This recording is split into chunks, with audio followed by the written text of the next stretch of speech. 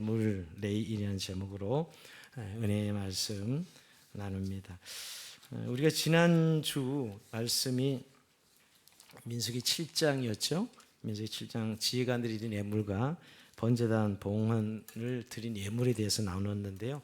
우리가 아는 대로 지난주는 특별한 것이었던 7장, 8장, 9장이 사실 연대기 순으로 보면 시간 순서로 보면 민수기 1장 앞으로 가야 되는 내용이다 하는 생각을 하긴 했었습니다. 근데 오늘 이어서 그냥 그 7장과 8장, 9장까지가 바로 이어서 되는 내용이라고 생각하면 되는데요.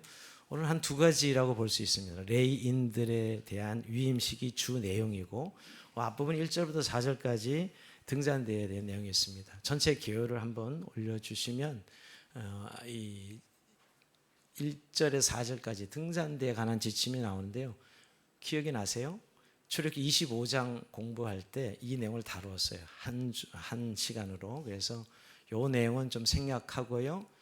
내용은 우리가 잘 아는 대로 등잔의 사용 지침에 대해서 등잔대가 설치된 등불을 켤 때 7개의 등잔을 어떻게 정렬해야 되는지에 대해서 구체적인 지침이 1절에서 4절에 나왔습니다. 등잔대는 성소에 있는 비추어지는 것이죠. 성소는 깜깜하기 때문에 반드시 빛이 있어야 제사장이 움직일 수 있는데 그 역할을 하는 등잔대에 대한 것이고요. 자, 오늘 8장 전체 강의이기 때문에 5절부터 26절까지가 레위인들에 대한 이임식입니다. 우리가 제사장의 이임식은 딱 느낌이 오죠. 많이 다루었기 때문에 레위인들의 이임식은 오늘 면이 그렇게 길진 않아도 굉장히 구체적이고 절차가 복잡합니다. 우리가 레위기 8장에 아론과 그 아들들 제사장 유미식이 나와요. 아주 화려하죠. 그것도 굉장히 많은 내용을 가지고 있는데 오늘 레위인들도 오늘 이 본문에 5절에서 26절까지 다루는데 주로 위임식 내용과 또 그들의 존재 역할이 무엇인지 그리고 마지막에는 아주 구체적으로 정령까지 몇 세에서 몇 세까지 정령까지 이런 내용이 나오고 있습니다. 근데 여러분 레위인을 왜 이렇게 여러 번 다룰까요? 우리가 벌써 민수기 들어와서 3장 4장. 그래서 레인을 계수하는 거죠. 1개월 된 이상 레인들을 계수하고 또 20세 이상의 레인들을 계수하는 거. 그리고 또 레인들이 어떻게 배치되는가. 성막 이 네 방향으로 어떻게 배치되는가. 이런 것까지 나오면서 사실 레인들의 역할에 대해서 어느 정도 알고 있는데 또 오늘 이 임식을 통해 또 한번 어떻게 보면 반복적이고 좀 더 구체적으로 말씀하고 있는 내용이 우리가 읽은 오늘 8장입니다. 한마디로 그들은 성막 봉사를 구별되어서 특별히 제사장들에게 바쳐준 존재였고 또한 모든 이스라엘의 장자들 위한 대속물이었다. 우리가 이렇게 이미 3장과 4장에서 알고 있습니다. 그런데 오늘 이것을 좀 더 구체적으로 설명하고 있는 내용이 오늘 이 8장 내용이라고 볼 수 있습니다. 자, 먼저 오늘 5절에서 13절까지 이 임식 내용을 좀 보면 굉장히 상세히 기록하고 있거든요. 절차가 되면 굉장히 복잡하다고 생각이 듭니다. 먼저 레인들을 속죄물을 뿌리라 7절에 보면 속죄물을 뿌리라 그러죠. 근데 속죄물이 무엇인지는 정확하게 알 수는 없어요. 사실은 그것이 물두멍에 있는 물인지 또는 단순히 그 시체를 접촉했을 때 정결하기 위해서 사용했던 붉은 암송아지의 죄를 섞어 만든 물인지 뭐 이 두 가지 중 하나일 것이다 이렇게 한데 물을 뿌리는 거죠. 레인들을 세울 때. 두 번째는 레인들의 몸에 털을 삭도로 밉니다. 이 7절 후반절에 본 거죠. 털을 밀어요. 이건 또 뭐지? 이런 생각이 들지 않습니까? 근데 문둥병 진단을 받은 사람들이 병이 나온 후에 정결 예식을 행할 때 온몸에 털을 밉니다. 이제 그렇게 보면 아마 본질상 레인들도 죄인들이잖아요. 하나님 앞에 드려질 수 없는 존재들이 또 하나님께 바쳐진다는 의미에서 그 몸에 털을 다 밀고 하나님께 바치죠. 그 다음에 세 번째 이 레인들이 의복을 빱니다. 세탁을 해요. 자, 7절에 세탁을 하는데 재밌는 거는 제사장들은 새 옷을 주죠. 제사장 옷을 줘요. 그래서 이임을 시키는데 레인들은 옷을 빨아서 입게 합니다. 옷을 빨아 입히죠. 자, 그 다음에 이제 이렇게 정결례식이 끝난 다음에 네 번째로 수송아지 한 마리를 번제물로 또 기름선 고운 한우를 소제물로 또 그리고 수송아지 한 마리를 속죄 제물로 이제 드리게 합니다. 이제 제사로 이제 결국 우리가 이 음식을 하죠. 모든 제사장도 그랬지만, 근데 이 음식을 할 때 제물을 드리는 것은 그들이 죄인이기 때문에 하나님의 쓰임 받기 위해서는 이렇게 제사를 드리는 것입니다. 근데 오늘 재밌는 좀 독특한 것은 먼저 오늘 9절에 보면 이스라엘 자손 앞으로 레인들을 나오게 해서 이스라엘 자손들이 레인을 안수하게 합니다. 참 특별해요. 그러니까 사람에게 안수하는 것이죠. 우리가 흔히 동물에게 안수하는 건 늘 봤던 거예요. 그죠? 우리가 죄인이 죄 졌으면 죄를 용서받기 위해서 동물을 가져오면 동물 머리에 안수를 하죠. 그러면 내 죄가 이 동물에게 전가되는 거예요. 그러니까 안수라는 건 동일시 되는 거예요. 그래서 이 동물, 내가 죽어야 되는데 동물이 죽잖아요. 근데 오늘 어떤 현상을 안수를 하냐면, 물론 이스라엘 백성들이 뭐 200만 전체가 안수한 게 아니라 대표들이 했겠죠. 장로들이. 대표들이 레인들을 안수합니다. 근데 참 이 안수하는 의미가 뭘까요, 여러분? 왜 안수했을까요? 이스라엘을 대표하는 의미에서, 그러니까 우리를 대표한다는 의미에서, 즉 대신한다는 의미예요. 레인은 특별한 의미보다는 여러분 대신한다는 이런 의미로 안수를 하죠. 근데 사실은 이스라엘 백성들이 레인을 제물로 드릴 수는 없잖아요. 사람인데 사람은 인신 제사가 되잖아요. 그러니까 결국 이 희생 제물을 이제 당인원을 제물, 속죄 제물, 수송아지 한 마리, 또 번제물, 이 제물로 제사를 드립니다. 이렇게 안수를 한다는 것이 특별한 이 방법이었고요. 또 하나는 오늘 11절에 보면 요제 제사를 또 드려요. 여러분, 우리가 제사 방법 중에 뭐 요제, 거제, 요제는 흔들어 드리는 제사를 요제라고 합니다. 그 요제 제사를 할 때 오늘 아론과 아론의 레인을 흔들어서 드리는 제사, 또 13절에 또 한 번 요제 제사가 나옵니다. 그러고 보면 안수도 두 번 이루어지고 요제도 두 번 이루어져요. 이제 한번 9절에서 13절까지 잘 읽어보시면, 그러니까 이 안수는 처음에는 이스라엘 대표들이 이 레인들에게 안수라고, 그 다음에 드리는 제사는 이 동물, 이 제물에게 제사랍니다. 그러니까 사실은 레인들이 안수를 받고 자기를 드릴 수는 없잖아요. 자기인데. 그래서 자기는 살아있고 동물에게 안수해서 제사를 드리게 합니다. 여기 두 번 결국 안수가 이루어져요. 사람의 한 번에게 제사하고 동물에게 안수. 요제도 마찬가지입니다. 요제도 두 번 하는, 11절에 한 번 하고 13절에 한 번, 두 번 하는데, 이게 요제는 바친다, 그의 것이 된다. 제물이 그의 것이 된다는 것이거든요. 그러니까 한 번 흔들 때 하나님께 드린다는 의미가 있고, 또 한 번 왜 또 요제 제사를 드리냐? 제사장들에게 드린다는 의미가 있어요. 결국 이 요제인들은 제사 업무를, 제사장들을 도와서 업무를 보거든요. 그러니까 하나님께 먼저 바쳐진 존재로 한 번 흔들어 요제 제사를 드리고, 또 한 번은 이 제사장들을 위해서 드린다는 의미에서 또 한 번 요제 제사를 드립니다. 참 이런 것을 가만히 묵상해 보면 참 하나님이 섬세하게 지시하시면서 의미를 담고 있는 것이지요. 그래서 오늘 이 결국 이스라엘 자손의 속죄 제물로 레인들이 드려진다라고 보면 됩니다. 그래서 안수도 두 번, 요제도 두 번 하는 이런 의미에, 왜 하나님 근데 이렇게 하실까? 왜 레인들에 대해서 이렇게 위임을 하게 할까 하는 것이죠. 그것은 사실 레인들은 이스라엘의 대속자이기 때문에, 대속자. 여러분, 대속이란 말이 이제 구약 성경에 계속 나오고 있는데, 자, 16절에 보면 그들은 이스라엘 자손 중에서 내게 온전히 들은 바 된 자라, 이스라엘 자손 중 모든 모든 처음 태어난 자 대신 내가 그들을 차였나니, 이스라엘 자손 중에서 처음 태어난 것은 사람이든 짐승이든 다 내게 속하였으면 내가 애굽 땅에서 모든 처음 태어난 자를 치던 날에 그들을 내게 구별하였음이라. 자, 오늘 이 결국 이스라엘 백성들 단순히 일꾼 만드는 그 정도가 아니라 이스라엘을 장자를 대신하여 대성물로 세웠다라고 말씀하는 거예요. 이건 벌써 여러분 우리가 민수기 3장 4장 공부할 때 이미 한번 말씀드렸어요. 이들이 왜 레인들이 이렇게 하나님 앞에 제선물을 감당하는 이런 부름을 받았을까? 레인들은 기업도 없고 여러분 지파가 아니죠. 특별한 결국 제사 업무만 보는 사람들로 부름받는 이유가 뭐죠? 출애굽기 32장에 보면 여러분 금송아지 배교 사건이 나옵니다. 그때 그렇게 엄청난 이제 죄를 짓고 나서 모세가 이렇게 명해요. 누구든지 여호와 편에 있는 자는 다 내게로 나오라. 이럴 때 누가 나옵니까? 레위 자손들이 나와요. 레위 자손이 나올 때 모세가 하나님의 명령을 전합니다. 자, 이제 너희 칼을 차고 범죄한 자들 치라 그럽니다. 죽이라고 이야기하는 거예요. 범죄한들. 그때 그 이웃이고 형제고 친척이고 자기 자녀일 수도 있잖아요. 근데 치라고 그러죠.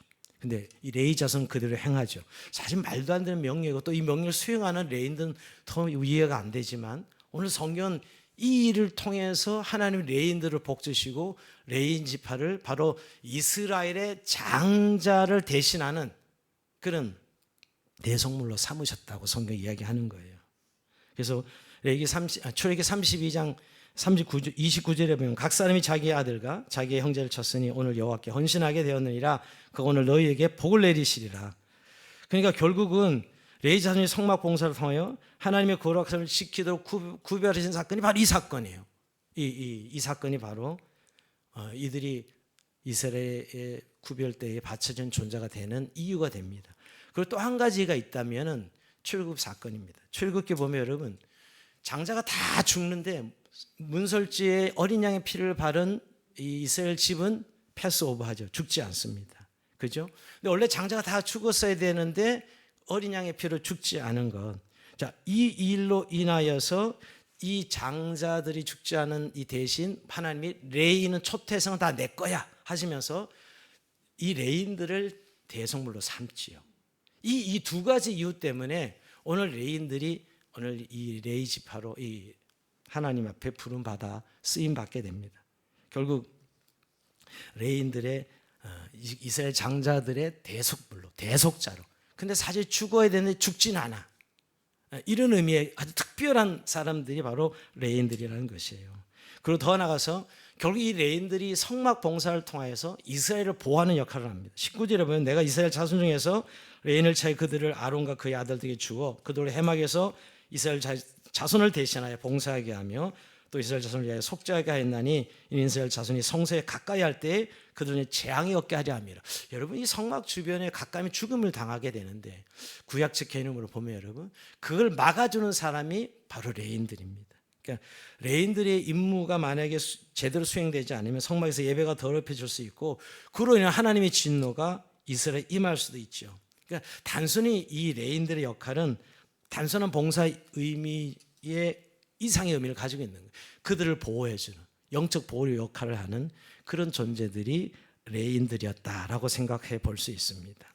제가 좀 장하게 설명하고 있는 이런 내용들을 우리가 정확히 좀 이해할 때 이제 우리의 신약에 예수님이 대속물로 오셨다는 사실을 우리가 참 피부로 가슴 깊이 좀 느낄 수 있거든요.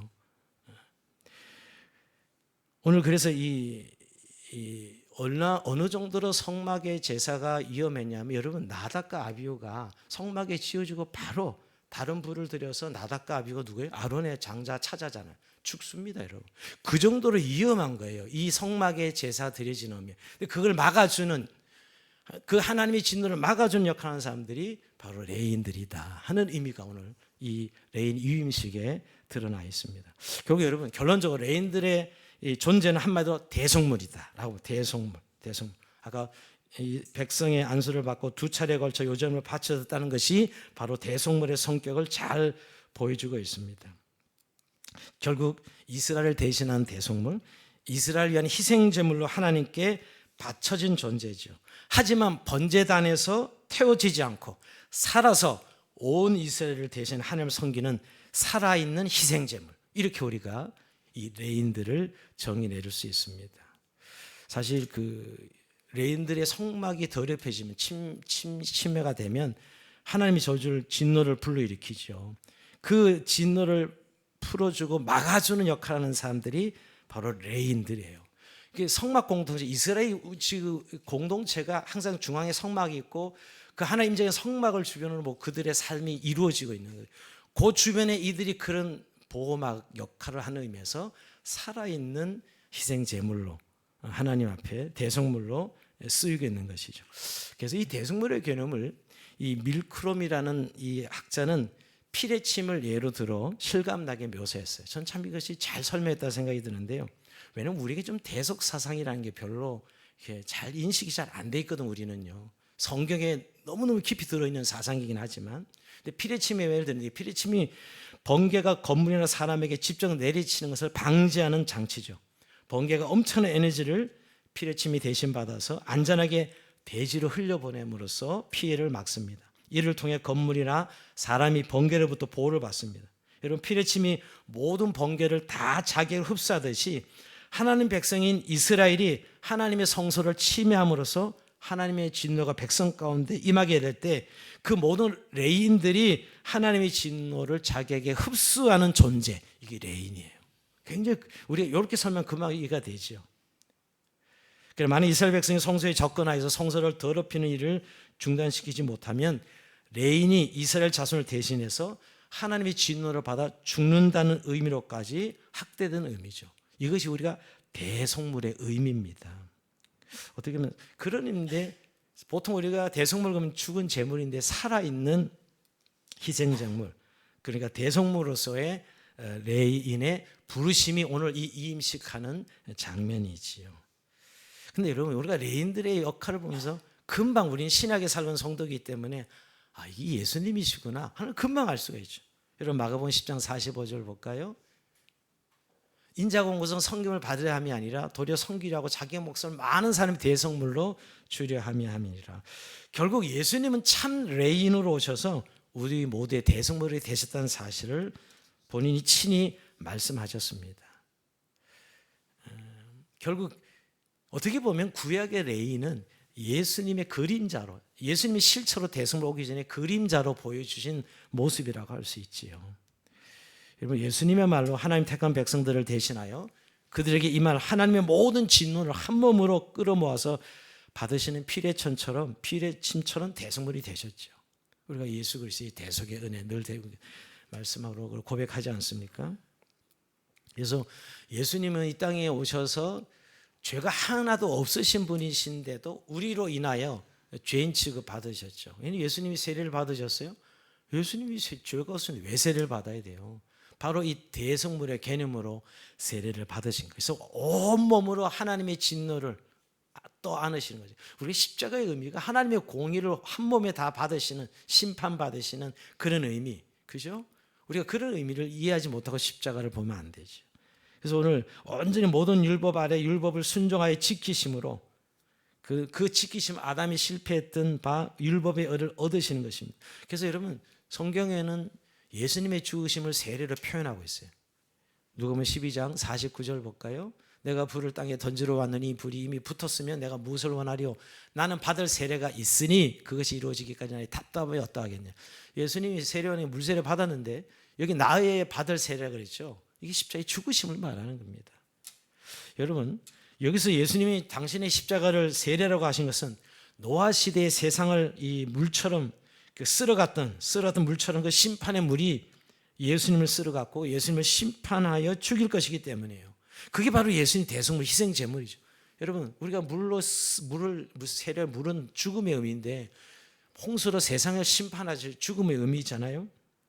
그래서 예수님은 하나님의 백성이 살아있는 희생 제물이며 대속물이었던 레인의 직무를 온전하게 예수님의 당신의 삶과 죽음을 통해서 성취하신 거예요. 그러니까 우리가 구약을 보는 이 관점이 예수님이 오셔서 하시는 일에 대한 그림자로, 모형으로 보이시고 예수님이 완벽하게 성취하는 내용이지요. 그래서 우리는 이미 레인이 아니고 사실 예수님을 통해서 이미 대속물 되신 예수님, 너무 우리가 믿고 잘 아는 바인데 오늘 이 레인들을 위임하는 내용을 보면서 이게 정말 대속물이구나, 이렇게 절차가 복잡하고 이렇게 하는 이유가 바로 예수님의 대속의 사상을 좀 더 구체적으로 설명을 잘 해주시는 것이죠. 근데 여러분, 이제 예수님 십자가의 죽으심으로 우리 제사장 직분은 제사장이 레인들만 아니라 저 여러분들의 것이 되었어요. 우리가 예수 믿고 구원받아서 이제 예수님이 우리의 대제사장 되시고 온전히 자기 자신을 한 번에 단번에 제물로 드리셔서 십자가에서 모든 걸 이루시고 우리는 그것을 믿음으로 우리는 하나님의 자녀가 되고 왕 같은 제사장이 되었죠. 그래서 우리는 예수 그리스도의 그의 죽으심과 부활하심이 바로 우리의 대승물로 행하시는 것을 성령으로 믿고 고백하는 성도들가 되어서 우리가 더 이상 레인처럼 그럴 이유는 없죠. 우리가 구약 이 내용을 보면서 예수님 그리스도 안에서 이미 이루셨기 때문에 우리는 더 이상 레인들처럼 이렇게 이런 의식을 행하여서 살지는 않습니다.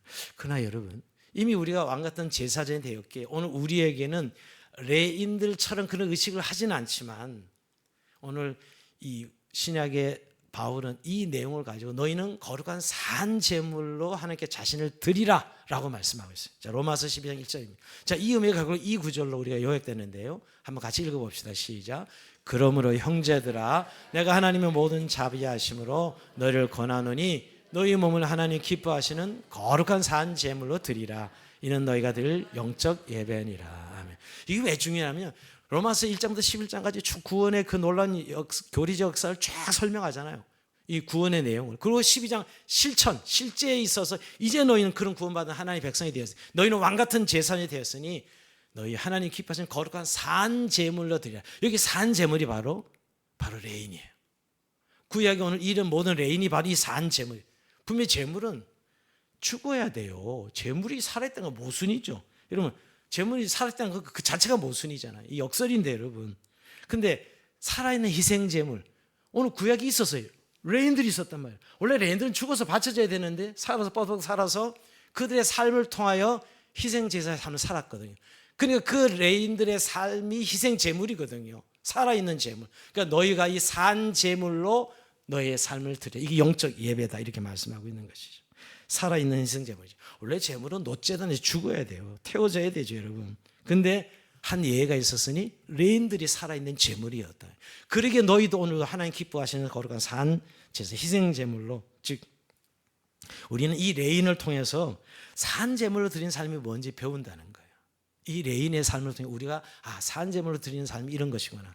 우리는 또 결국 이것을 성취한 예수님의 삶을 통해서 예수님이 단번에 자기 몸을 십자가에 들이셨고 그의 공생의 삶을 통해서 그는 어떻게 살아서 예수님은 완전히 보내신 자의 뜻을 따라 아버지의 뜻을 따라 살고 아버지의 뜻대로 순종했던 삶이 예수님의 삶이에요. 그게 바로 대성물의 삶이거든요. 오늘 우리에게 그래서 그러면 너희가 거룩한 산 제물로 너희의 삶을 드리라 라고 말씀하고 있는 것이죠. 여러분 이런 의미에서 여러분 우리가 거룩한 산 제물로 산다는 것 여기 이 의미가 사실 성경을 읽어서 알긴 하는데 내용적으로는 잘 그냥 의미 없이 우리가 읽을 때가 많습니다. 이 거룩한 산 제물로 산다는 게 뭘까? 우선 정체성의 문제에 있어서 이제 내가 사는 삶은 내가 아니고 그리스도가 산다는 의미예요. 여러분 제물은 원래 죽는 거잖아요. 죽은 사람이 무슨 권한이 있어요? 그러니까 우선 제일 먼저 산 제물로 산다는 것은 내가 누구인가 정체성을 말해주고 있는 것인데 나는 죽고 그리스도가 사는 것이죠. 그냥 말이 아니라 삶으로.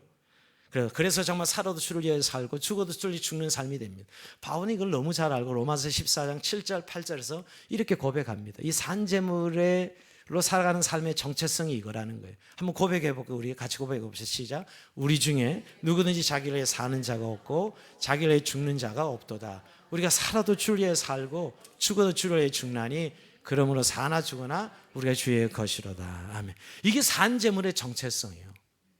우리가 지금 육체가 살아있긴 하지만 사실 우리는 이미 드려진 즉 예수님의 대성물의 대가로 완전히 우리는 드려진 바쳐진 존재들이거든요. 그러니까 내 안에 내가 사는 게 아니야 사실. 내 안에 그리스도가 사는 것이죠. 그래서 오늘 우리가 그리스도를 위해 살고 죽는 거죠. 재물에게 자기 자신은 더 이상 없습니다. 예수님도 너희가 나를 따르고는 자기를 부인하고 하고 자기 십자가를 지고 나를 쫓을 것이니라. 다 그 말씀 통해요. 이게 특별히 무슨 선교사나 목사나 특별한 부르심이 아니라 모든 그리스도인들에게 하나님께 주신 부르심이죠, 여러분. 참 우리가 이런 정체성을 너무 쉽게 잊어버리고 살아가고 있지는 않습니까? 그래서 여러분 로마서 12장 산제물을 드리는 삶의 내용이 쭉 12장부터 16장까지 나오는데 보면 우리가 생각에는 막 전인 사역자로 헌신하고 선교사로 나가고 이런 걸 연상할지 몰라도 그런 내용 하나도 안 나와요. 사실 이웃을 사랑하고 섬기는 삶이 납니다. 연약한 지체들 잘 돌보는 이야기가 납니다. 여러분 로마서 12장, 13장, 14장 보면 그리고 섬김과 봉사의 삶을 이야기합니다. 근데 결국 그런 삶이 가능한 것은 나는 죽고 내가 살지 않아야 되는 거죠. 이제 나는 이제 주를 위해 사는 삶입니다. 더 이상 이제 나는 내 생존을 위하여 돈을 벌기 위하여서 내 어떤 명예를 위하여 그렇게 사는 삶이 아니라는 것이에요. 우리는 이런 진리의 내용을 사실 머리는 알고는 있지만 사실 이렇게 성경의 말씀을 우리에게 주실 때 정말 성령께서 우리 안에 우리의 정체성이 내가 사는 것은 더 이상 나를 위해 사는 삶이 아니라는 사실을 이미 십자가에 나는 죽고 내 안에 그리스도가 사는 것이죠. 이게 바로 산 제물을 드려진 사람들의 삶의 특징입니다. 바울은 그래서 내가 그리스도께 십자가에 못 박힌다니 그러니 이제는 내가 사는 것이 아니요 내 안에 그리스도께서 사신 것이라 이렇게 고백하고 있습니다. 근데 우리는 항상 이런 거는 목사나 선교사나 뭐 바울이나 베드로나 그렇게 사는 것이지 나야 그렇게 안 살아도 되는 거 아니야? 그러면 이런 성경을 믿는 게 아닙니다. 결국 오늘 이들의 정체성이 확실하게 나는 죽고 내 안에 그리스도가 살아가는 삶으로서 드려지는 삶, 바쳐진 삶, 구별된 삶이죠. 근데 여러분 저는 그러면 산제물로 드려진 삶의 어떤 실제를 좀 우리가 생각해 본다면 어떤 사람은 종교적인 일을 교회 일만을 많이 하는 것 이렇게 생각이 참 쉬운 것 같아요. 그러니까 전인 사역자가 되는 뭐 이런 것만이 산제물로 드린다고 생각하는 분이 많은 것 같아요. 근데 여러분 그게 아니고 정말 내 안에 그리스도가 살아가는 삶으로 살아가는 것이죠. 그것을 저는 한마디로 이야기한다면 선한 연약력으로 사는 섬김과 봉사의 삶입니다. 더 이상 이젠 나를 위해 사는 삶이 아니라 이미 나는 값을 지불해서 하나님 것이 되었어요. 내 것이 아니라고요. 여러분 우리가 구원받았다면 하나님이 십자가에서 나를 위해 대속의 값을 지불하고 우리를 값으로 사셨고 우리는 더 이상 내 것의 주권이 없어요. 뭐 믿음이 좋아서 지키고 믿음이 안 지키고 이런 내용이 아니라는 거예요. 우리의 존재가 말이에요. 그래서 오늘 선한 연약력 성기가 봉사의 삶을 살아가는 것이 산 제물로 살아가는 실천적인 내용이라고 생각합니다. 여러분 우리 가정에서 내가 죽으면 우리 가정이 살죠. 잘 생각해 보세요, 여러분. 나만 좀 우리 가정 너무나 합평스러워요. 그게 바로 우리가 살아가는 선한 산 제물의 삶이죠. 회사 가서 내가 선한 연약력으로 정말 성기가 봉사 불의를 우리가 눈 감아주지 않고 정말 하나님의 원하시는 공의와 정의로 살아가는 그런 선한 영을 살아가는 것 그거 얼마나 산 제물로 살아가는 것이겠어요. 그 사람 때문에 회사가 하나님 앞에 복을 받는 거죠, 사실은. 여러분 우리 교회 공동체 안에서도 여러분 오늘 성기가 봉사로 이 지체들을 섬길 때 그 유익은 이루 말할 수 없어요. 여러분 교회에서 한 분이 정말 헌신적으로 교회 공동체를 섬길 때 그 유익은 이루 말할 수 없어요. 그 기쁨 말이에요. 그게 바로 오늘 산 제물로 살아가는 삶의 실천적인 내용이라고 할 수 있습니다. 여러분 살아있는 희생 제물로 살아간다는 것 그거 너무 힘들어 라고 할지 모르지만 하나님 오늘 우리를 그런 존재로 부르시고 오늘 레인들의 위임식을 통해서 이미 말씀하고 계시다는 거예요. 그러면서 한 가지 우리가 확인하고 넘어갈 것은 여러분 그 23, 26절에 그 레인의 직무 연한이 나옵니다. 우리 은퇴 문제 항상 요새 제일 중요하죠, 그죠? 정년 문제 항상 우리 사회 문제고 우리 이번에도 총회 지난주에 보니까 정년을 연장합시다 또 뭐 안건이 올라가지고 또 한바탕 소란을 피우고 폐기되었다 그러는데 연장 우리 뭐 사회적 연장 보통 63세 이렇게 하지 않습니까? 근데 오늘 이 레인들도 정년이 있었어요. 어디에 됐죠? 오늘 본문에 보면 25세에서 50세까지 일하게 합니다. 자, 25세에서 50세까지. 너무 일찍 정년이에요, 그죠? 50세면 팔팔한데 지금 이건 너무하다 할 정도인데요. 근데 우리 지난번에 그 4장에서는 몇 세에서 몇 세까지였죠? 이거 딱 보고 이상하다 좀 틀렸는데 이렇게 생각하는 분들이 있어 나와야 되는데 우리 4장에서는 30세에서 50세까지였어요. 근데 오늘 본문에 보면 25세에서 50세까지라고 나옵니다. 이걸 어떻게 해석하냐면 유대 랍비들은 5년을 겸습 기간을 가진다. 그러니까 25세에 나와서 30세까지 인턴하고 30세에서 50세까지 봉사한다 그렇게 해석을 합니다. 근데 여러분 나중에 다윗 왕이 취임하고 나선 다윗 왕은 이 레인들이 너무 부족하니까 20세로 땡겨요. 20세에서 50세까지 이 정년을 그러니까 일하게 하는 정년을 늘리는 것이죠.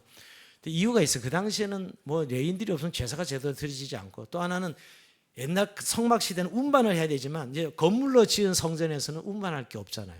여러분 성막 기구를 운반하는 건 어마어마한 이 업무였어요. 근데 이제 건물로 지어졌으니까 운반할 필요가 없잖아요.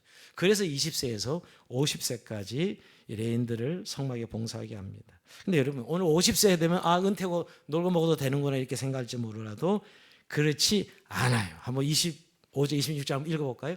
50세부터는 그 일을 쉬어 봉사하지 아니할 것이나 그 형제와 함께 해막에서 돕는 직무를 지킬 것이요 그 일하지 아니할 것이라 너는 레인의 직무에 대해 이같이 할지니 했는데 여기 그 형제와 함께 해막에서 돕는 직무를 지킬 것이다. 그러니까 책임은 맡지 않지만, 즉 자신의 어떤 책임은 많지 않지만 일은 계속 하는 거예요, 여러분.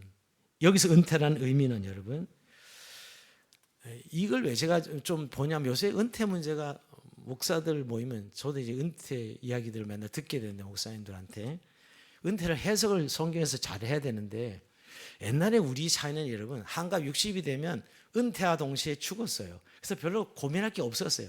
은퇴 나이가 죽는 나이니까 대부분. 그럼 뭐 얼마 됐다고 죽으니까 그게 그런 문제가 하나인데, 지금은 은퇴하고 60에 뭐 살아도 30년을 더 사니까 이게 문제가 돼, 사회 문제가 되고, 교회에서도 교회에서 문제가 많거든요. 은퇴 권사, 은퇴 장로, 은퇴 목사, 수두룩 한 거예요. 교회마다 가면 머리 허연 분들이. 과연 이게 그냥 아무 일도 안 하는 것이냐, 은퇴만 하면 이 정년이 되어서. 그렇지 않다는 거예요. 여러분, 우리가 은퇴하면 역할은 바뀌어야죠. 책임지는 자리는 아니지만 일은 계속, 즉 소명은 사라진 것이 아니에요. 소명이 사라진 게 아니라는 것입니다. 우리가 이런 부분에 성경적인 입장을 좀 가져야 돼요. 왜냐하면 우리는 은퇴만 하면 놀고 먹고 그냥 띵가띵가 이래, 어떻게 하면 잘 놀까, 이건 사실은 바른 은퇴가 아니라는 거. 오늘 이 레인들의 직무 연한을 통해서 우리에게 말씀하시는 바입니다. 계속 오늘 레인으로 살아가는 것이죠. 더 이상 생존을 위해 살지 말고 성경과 봉사의 삶을 계속 살아가는 것입니다. 그래서 이제 교회들마다, 이제 한국 교회 보니까 이 은퇴 문제가 굉장히 큰 문제예요. 근데 사실은 어떤 교회는 권사님 80인데 제가 총연합회 회장입니다. 우리는 은퇴 없습니다. 이러면서 자랑하시더라고요. 그러니까 사실 소명이 중단되거나 끊어진 적은 없어요. 우리가 숨이 멎는 날까지 하나님을 위해서 섬기는 삶을 살아가는 것이죠. 그러니까 이 레인이 맡았던 이 희생제물, 산제물의 삶이 끝까지 유지되어야 된다는 사실을 말씀하고 있습니다. 말씀 마치면서 여러분, 우리는 하나님이 이 산제물로 우리를 하나님께서 부르셨다는 사실을 다시 한번 기억해. 참 레인으로서, 그리고 죽기까지 복종하셨던 참된 모델이 되어준 예수님, 우리가 그 모델을 보면서 우리가 주님 나라 갈 때까지 희생제물로 하나님께 이런 섬김과 봉사의 삶을 살아가는, 그래서 참으로 하나님께 칭찬받고 인정받는 저희 여러분의 삶이 되길 주의 이름으로 축원드립니다. 자, 우리 찬송